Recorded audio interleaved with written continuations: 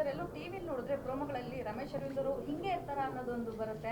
ಇನ್ನೊಂದು ಸ್ವಲ್ಪ ದಿನ ಕಾಯ್ಬೋದಿತ್ತ ಲುಕ್ ವೈಸ್ಗೆ? ಇಲ್ಲ ಅಂದರೆ ಡೆಫಿನೆಟ್ಲಿ ಆ್ಯಕ್ಚುಲಿ ನಮಗೆ ಹೆಮ್ಮೆಯ ಕನ್ನಡಿಗದಲ್ಲಿ ಶುರುವಾಗಿದ್ದು. ನಾನು ಅವ್ರನ್ನ ಒಂದು 3 ತಿಂಗಳು ನೋಡಿರಲಿಲ್ಲ. ಯೂಶ್ವಲಿ ಸಿಗ್ತಿರ್ತೀವಿ, ಬಟ್ ಒಂದು 3-4 ತಿಂಗಳು ಸಿಕ್ಕಿರಲಿಲ್ಲ ಅವ್ರದ್ದು.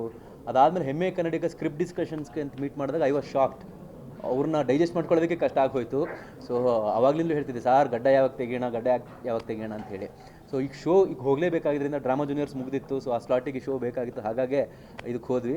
ನಾನು ಅದೇ ಅಂತಿದ್ದೀನಿ, ಸರ್ ನೆಕ್ಸ್ಟ್ ವೈರಲ್ ವೀಡಿಯೋ ಏನಾಗುತ್ತೆ ಅಂದರೆ ನಿಮ್ದು ಶೇವ್ ಮಾಡಿಸೋದೊಂದು ವೀಡಿಯೋ ಮಾಡ್ತೀವಿ ಸರ್, ಅದನ್ನು ವೈರಲ್ ಮಾಡೋಣ ಅಂಥೇಳಿ. ಸೊ ರೇಸರ್ ಶಾರ್ಪ್ ಥಿಂಕಿಂಗ್ ಅಂಥೇಳಿ ಡೆಫಿನೆಟ್ಲಿ ಆಡಿಯನ್ಸ್ಗಳಿಗೆ ಅವ್ರನ್ನ ಹಂಗೆ ನೋಡಿ, ಅಂದರೆ ಕ್ಲೀನ್ ಅಂತ ಒಂದು ಟ್ಯಾಗ್ ಇದೆಯಲ್ಲ ರಮೇಶ್ ಸರ್ ಜೊತೆಗೆ, that also applies for is beard. So ಹಂಗೆ ನೋಡಿ ಅಭ್ಯಾಸ ಆಗಿ ನನಗೆ ಡೈಜೆಸ್ಟ್ ಆಗ್ತಿಲ್ಲ. ಡೆಫಿನೆಟ್ಲಿ ಆಡಿಯನ್ಸ್ಗಳಿಗೆ, ಸ್ಪೆಷಲಿ ಫ್ಯಾಮಿಲಿ ಆಡಿಯನ್ಸ್ಗಳು ಕೇಳ್ತಿರೋದು ಜ್ವರ ಬಂದಂಗೆ ಕಾಣಿಸ್ತೀರಾ, ಹೀಗೆ ಒಂದಷ್ಟು ಸೋಷಿಯಲ್ ಮೀಡಿಯಾದಲ್ಲಿ ಹೋಗ್ತಾನೆ ಇದೆ. ಬಟ್ ಡೆಫಿನೆಟ್ಲಿ ಈ ತಿಂಗಳು ಕೊನೆಗೆ ಒಂದು ವೀಡಿಯೋ ಬಿಟ್ಟು ಎಲ್ಲ ಕ್ಲೀನ್ ಶೇವ್ ಮಾಡಿ, ಸ್ಪೆಷಲಿ ಹೆಗ್ಡೆಯವ್ರ ಎಪಿಸೋಡ್ಗೂ ಗಡ್ಡಕ್ಕೂ ಸಂಬಂಧವೇ ಇಲ್ಲ. ಸೊ ಹಂಗೊಂದಷ್ಟು ನಮಗೆ ಇದಿತ್ತು. ಬಟ್ ಆ್ಯಕ್ಚುಲಿ ಒಂಥರ ಮುದ್ದಾಗಿ ಕಾಣಿಸ್ತಾರೆ ಬಟ್ ಹಂಗೆ ನೋಡಿ ನಮ್ಮ ಸೈಕಾಲಜಿಲಿ ಹಿಂಗೆ ಫಿಕ್ಸ್ ಆಗಿರೋದ್ರಿಂದ ಹಂಗೆ ಅನಿಸುತ್ತೆ. Otherwise he actually look smart, but ನಮಗೆ ಡೈಜೆಸ್ಟ್ ಆಗ್ತಾ ಇಲ್ಲ ಅಷ್ಟೇ ಆಡಿಯನ್ಸ್ಗಳಿಗೆ.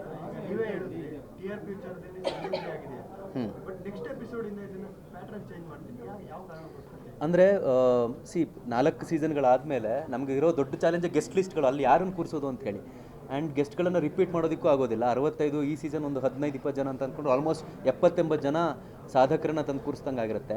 ಆ್ಯಂಡ್ ನಮ್ಮ ಶೋಗಳನ್ನು ಅಬ್ಸರ್ವ್ ಮಾಡ್ತಾ ಇದ್ದಾರೆ ನೀವು, ಸರಿಗಮಪ ಇರಬಹುದು 10-12 ರೇಟಿಂಗ್ ಬರ್ತಿರುತ್ತೆ, ಆದರೂ ಕೂಡ ಸೀಸನ್ ಪೀಕಲ್ಲಿದ್ದಾಗಲೇ ಅದನ್ನು ನಿಲ್ಲಿಸ್ತೇವೆ.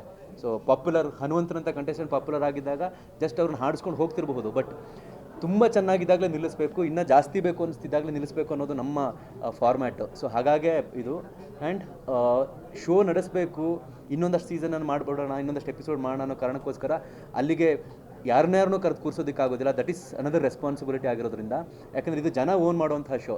ಅವ್ರುಗಳು ಈ 65 ಇದರಲ್ಲಿ ಎಲ್ಲೋ 1-2 ತಪ್ಪುಗಳಾಗೋಗಿದ್ದಾವೆ. ಆವಾಗ ಜನ ಬೈದಿರೋ ರೀತಿಗೆ ನಮಗೆ ದೊಡ್ಡ ಜವಾಬ್ದಾರಿ ಇದೆ. ಹಾಗಾಗಿ ಜನ ಒಪ್ಪುವಂಥ ಆ್ಯಂಡ್ ಅದಕ್ಕೆ ಘನತೆ ಕೂತು ಬರೆದಿರುವಂಥ ತುಂಬ ಜನ ಸಿಕ್ಕರೆ definitely will make 3 season. But ನಮ್ಮ ಕ್ಯಾಲ್ಕುಲೇಷನಲ್ಲಿ, ನಮ್ಮ ಗೆಸ್ಟ್ ಲಿಸ್ಟ್ನಲ್ಲಿ ಇವಾಗ ಮೋಸ್ಟ್ಲಿ ಇನ್ನೂ ಈ ಸೀಸನ್ ಆಗುತ್ತೆ. ಅದಾದಮೇಲೆ ಅದಕ್ಕೊಂದು ಬೇರೆಯೇ ರೂಪ ಕೊಡ್ತೇವೆ. Of course inspiring is the genre ಆಗಿರೋದ್ರಿಂದ ಅದೇ ಫಾರ್ಮ್ಯಾಟ್ನಲ್ಲೇ ಬೇರೆ ಒಂದು ತರಹದಲ್ಲಿ ಹೊಸ ಈ ಶೋನ ಮಾಡಬೇಕಂತ ಅಂದ್ಕೊಂಡಿದ್ದೇವೆ.